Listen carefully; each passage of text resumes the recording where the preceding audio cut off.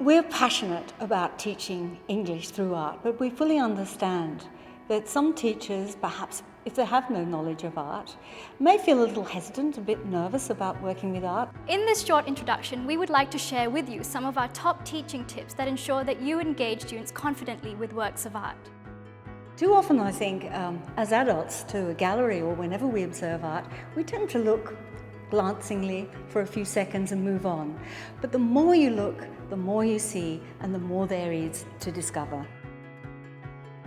They have something visual, graphic, strong in front of them, and therefore if one is trying to develop their vocabulary, their knowledge of adjectives or simile or whatever it happens to be, it's a very good vehicle for developing these skills. It is, however, very important to model what you mean. So give them an example, let them feel comfortable with that example, and you'll be amazed with what they come up with. These questions are highly important to ask students as they allow students to engage in higher order and critical thinking. They also allow for students to bring in their multiple viewpoints and perspectives, which you can then build upon in your discussion.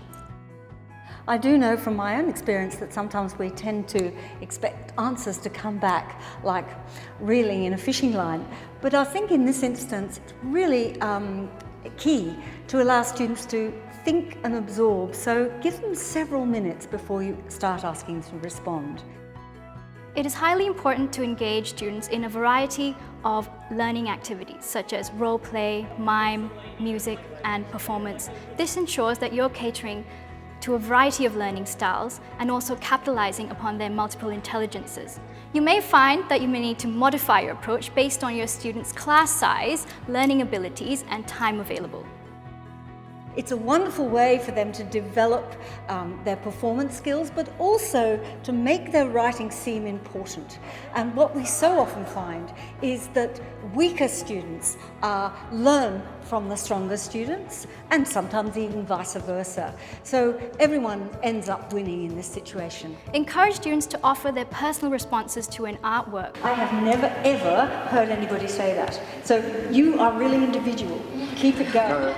This invites them to make deeper connections to the artwork and also gets them more comfortable with the work of art. You might find that they're interested in a particular subject, in a particular theme, or in a particular style. Use this to your advantage. One of the great things about working with art is that so often students will surprise you with their personal interpretations, and you can be rather taken aback. But this was what's making it exciting. So even if it's not quite what you had in mind, welcome the rather unusual way in which they've seen things and find something positive to say always. This will encourage more responses.